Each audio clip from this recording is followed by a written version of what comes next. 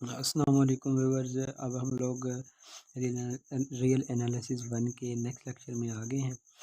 तो अब इस लेक्चर में हम लोग क्या क्या स्टडी करेंगे, हम लोग एक जनरल रिज़ल्ट डिराइव करेंगे कि इरेशनल नंबर्स के बारे में, कि अगर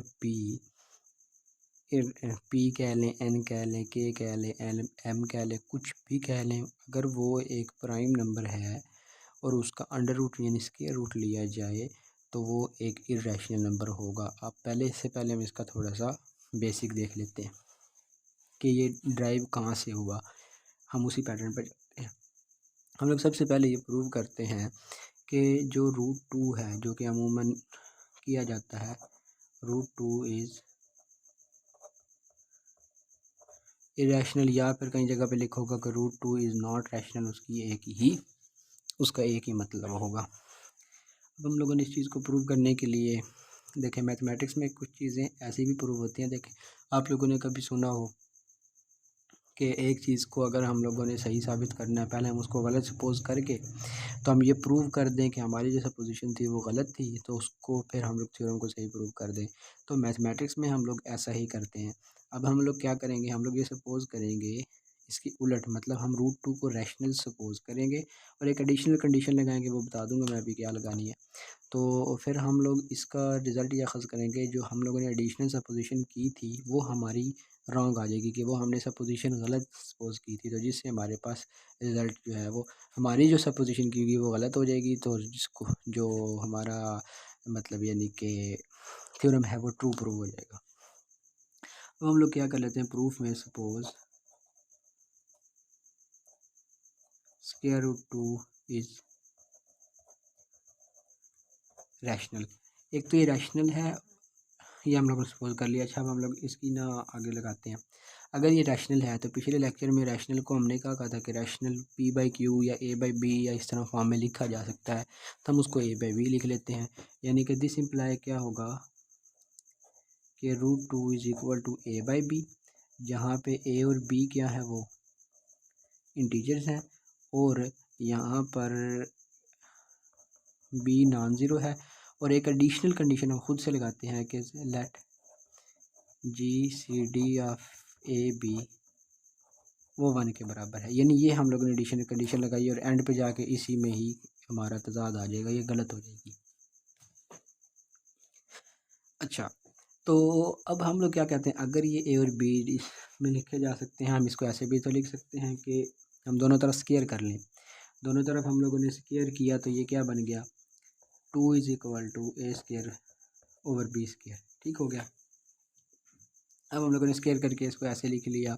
अब यहाँ पर इसको इक्वेशन को हम ऐसे लिख सकते हैं कि A square is equal to two B square, मतलब बी स्क्वायर को इधर मल्टीप्लाई कर दिया तो इसको सीधा करके यहाँ पे लिख दिया। इसको इक्वेशन नंबर हम लोग 1 कह देते हैं।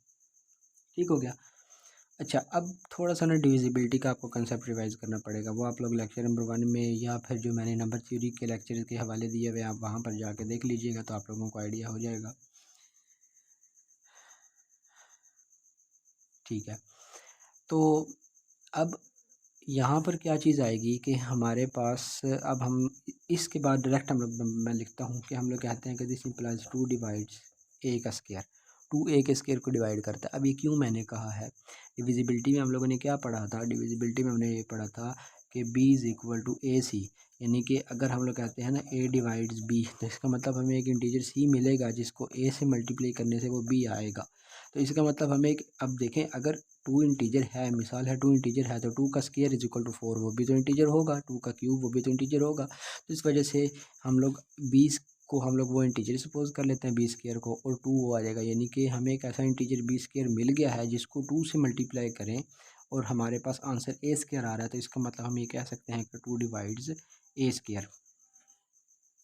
अच्छा, तो अब यहाँ पर ना टू एक प्राइम नंबर्स है, प्राइम नंबर्स का ना एक रिज़ल्ट छोटा सा है, वो मैं आप लोगों को यहाँ बता देता हूँ। इसका कोई ऐसा चीज़ का प्रूफ नहीं है, मतलब हमारे सिलेबस में इस चीज़ में, तो इस वजह से हम लोग इसका सिर्फ स्टेटमेंट देख लेते हैं। स्टेटमेंट उस थ्योरम की क्या है कि इफ़ पी इज़ प्राइम, यानी कि क्या होगा कि मैं इसकी प्रॉपर स्टेटमेंट्स लिख देता हूँ आप लोगों को कि let a b belongs to integers, then if any prime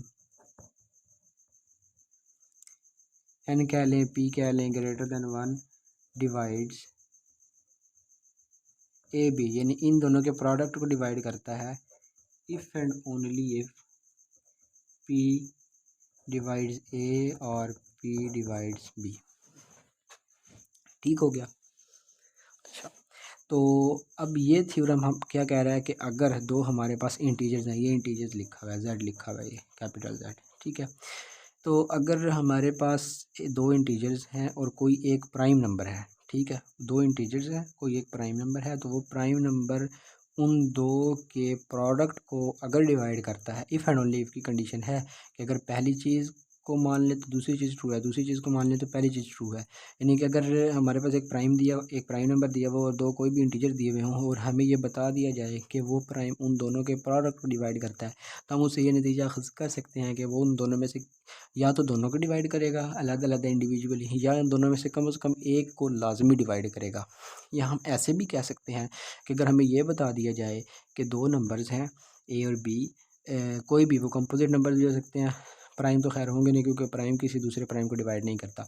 तो हमें कंपोजिट नंबर दे दिया गया, दो कंपोजिट नंबर दे दिए गए और हमें कहा यह गया है कि प्राइम एक नंबर है पी जो उन दोनों में से किसी एक को डिवाइड करता है। तो हम यहाँ से ये डायरेक्टली कह सकते हैं कि वो उन दोनों के प्रोडक्ट को भी लाजमी डिवाइड करेगा। तो यहाँ से हम इसको क्या लिख सकते हैं, टू एक प्राइम नंबर है तो हम ये रिज़ल्ट इधर लगा सकते हैं। जितने भी प्राइम नंबर्स का हम लोग करेंगे तो उन प्राइम नंबर्स के लिए ये रिज़ल्ट यूज़ लाजमी होगा इधर। तो ए डॉट ए, टू अगर दो नंबर्स के प्रोडक्ट को डिवाइड कर रहा है तो यहाँ से ये होगा टू डिवाइड्स ए और टू डिवाइड्स ए। अब चूँकि ए और ए सेम है तो इस वजह से ये लिखने के तुक नहीं बनेगा, तो हम लोग इसको कह देंगे टू डिवाइड्स ए। अगर टू ए को डिवाइड करता है तो डिविजिबिलिटी की कंडीशन के मुताबिक हमें कोई एक ऐसा इंटीजर लाजमी मिलेगा जो ए के साथ टू के साथ मल्टीप्लाई होगा और हमें आंसर ए देगा। ठीक हो गया। तो हम वो इंटीजर सी कह लेते हैं। हम लोग कहते हैं कि हमारे पास यहाँ से क्या होगा कि a is equal to 2c for some, ठीक है। अब फॉर सम इधर क्यों है, ये मैंने जो मतलब मैं बार बार नंबर थ्योरी को इसलिए कह रहा हूँ क्योंकि नंबर थ्योरी में मैंने वहाँ पर बहुत ज़्यादा डिटेल में डिविजिबिलिटी को एक्सप्लेन किया हुआ है। तो आप लोग वो 3 लेक्चर्स लाजमी देखें ताकि आप लोगों को डिविजिबिलिटी के हर लिहाज से जो है वो कंसेप्ट क्लियर हो जाए। तो फॉर सम अब जो है ना उसके अंदर मैंने फॉर सम फॉर ऑल की भी वजाहत की थी, आई थिंक सेकंड लेक्चर में की थी या थर्ड लेक्चर में की थी, वो आप लोग देख लीजिएगा। तो यहाँ पर डिविजिबिलिटी में फॉर सम आएगा, फॉर ऑल नहीं आएगा। इसकी रीज़न मैंने वहाँ बताई थी, तो आप वहाँ जाके देख लें। तो for some integer c belongs to integers, ठीक हो गया। अच्छा, तो अब इसको इक्वेशन नंबर हम लोग कह लेते हैं 2। अब इस इक्वेशन को हम लोग पुट करते हैं इक्वेशन नंबर 1 में, ठीक है, यूजिंग 2 इन 1। तो ये चीज़ इम्प्लाई क्या करेगी, यानी कि 1 इम्प्लाई क्या करेगा, इधर 2c है तो ये 2 का स्क्वायर, c का square is equal to 2b का स्क्वायर। अब इधर से एक 2 कैंसिल हो जाएगा, इधर 2c स्क्वायर आ जाएगा और इधर आ जाएगा b का स्क्वायर। अब सिमिलर काम यानी हम लोग इसको a कह लेते हैं, इसका यूज़ होगा। अब सिमिलर काम जो इस इक्वेशन के लिए किया था वो हम अब इस इक्वेशन के लिए करेंगे। देखें, हमें वहाँ था b, यानी कि 2 के साथ b मल्टीप्लाई हो रहा था, b स्क्वायर। तो हम लोगों ने वो इंटीजर क्या लिया था कि b स्क्वायर है, जिसको 2 से मल्टीप्लाई करने से हमें आंसर a स्क्वायर मिल रहा है। तो हम लोगों ने ये कह देता कि 2 a स्क्वायर को डिवाइड करता है। सिमिलर केस यहाँ पर भी है, हमें एक ऐसा इंटीजर c स्क्वायर मिल गया है, ठीक है, जो कि 2 के साथ मल्टीप्लाई होगा और आंसर हमें b स्क्वायर देगा। तो यहाँ से हम लोग क्या कह सकते हैं, बाय डेफिनेशन ऑफ डिविजिबिलिटी हम लोग ये कह सकते हैं कि 2 डिवाइड्स b का स्क्वायर। सिमिलरली यही वाला थ्योरम दोबारा यहाँ पर यूज़ करके यानी हम इसको इम्प्लाई करेंगे 2 डिवाइड्स b डॉट b। तो यहाँ से इस थ्योरम के मुताबिक जो हम लोगों ने a स्क्वायर के बाद यूज़ किया था, यानी अगर p दो नंबर के प्रोडक्ट को यानी कि डिवाइड करता है तो उन दोनों नंबर्स में से किसी एक को लाजमी डिवाइड करेगा, या दोनों को भी कर सकता है, कम से कम एक को लाजमी डिवाइड करेगा। तो यहाँ से हम लोग क्या कह सकते हैं, 2 डिवाइड्स b और 2 डिवाइड्स b। अब चूँकि वो सेम है तो इस वजह से हम यहाँ से कह देंगे 2 डिवाइड्स b। अब देखें, अब यहाँ पर क्या आ गया है, ये इसको कह दो b, ठीक है। अब ये a क्या बता रही है कि 2 a को भी डिवाइड करता है, ये बी क्या ये बता रही है कि टू बी को भी डिवाइड करता है। तो जीसीडी की डेफिनेशन के मुताबिक जीसीडी क्या था कि ग्रेटेस्ट कॉमन डिवाइज़र। अब यहाँ पर हमें सिर्फ एक टू ही ऐसा डिवाइज़र मिला है जो कि वन और उस बजाते ख़ुद नंबर के अलावा डिवाइड करता था। ठीक है, तो इसका मतलब हम यहाँ पर ये कह सकते हैं this implies G C D of a b, ये हमारे पास क्या होगा, टू होगा। बट आप गौर करें तो हम लोगों ने यहाँ सपोज़ क्या किया हुआ था, ए और बी का जीसीडी 1 है। बट हमने जो इसी चीज़ को लेके आगे चले तो यहाँ पे हमारे पास क्या आ गया, जीसीडी 2 आ गया। इसका मतलब हम यहाँ कहेंगे कि this implies our supposition is wrong. हमारी सपोजिशन तो रॉन्ग होगी जो हम लोगों ने सपोज, क्योंकि देखें ना इनिशियली तो सपोज यानी कि मेन सपोजिशन तो हमारी ये थी ना कि रूट टू रैशनल है। इससे फिर हम लोगों ने यहाँ पे एक एडिशनल कंडीशन लगा दी थी कि जीसीडी 1 होगा। अच्छा, एक और चीज़ यहाँ पर याद रखें कि जब हम लोग रैशनल नंबर्स की बात करते हैं ना, तो कुछ बुक्स के अंदर उसकी रैशनल नंबर्स की डेफिनेशन में ये कंडीशन भी डाली जाती है कि जीसीडी ऑफ ए और बी भी 1 होगा। वो सिर्फ इस वजह से डालते हैं कि हमारे पास देखें ना, मैं आप लोगों को मिसाल देता हूँ। हमारे पास एक नंबर लिखा हुआ है 2/4। अब ये भी रैशनल है, बट हमारे पास जब हम कैलकुलेशंस करते हैं ना तो 2/4 से हमारे पास नंबर्स बड़े आ सकते हैं। तो इसको अगर सिंप्लीफाई करें ये 1/2 बन जाएगा। अब इन दोनों का जीसीडी 1 है, ठीक हो गया। तो इसका मतलब यहाँ पर ये हुआ कि हम लोगों को कैलकुलेशंस में सिंप्लीफिकेशन के लिए ये कंडीशन रैशनल नंबर्स की डेफिनेशन में लगा सकते हैं, लेकिन कोई नेसेसरी कंडीशन नहीं है। ये ज़रूरत के लिहाज से यूज़ की जा सकती है। तो इस वजह से यहाँ ज़रूरत थी तो हम लोगों ने इधर ये चीज़ यूज़ कर ली। ठीक है, तो यहाँ हम इस बात से सपोजिशन या रॉन्ग आ गई। सो दिस इम्प्लाइज यानी कि root two is not a rational number. So this implies square root two is irrational.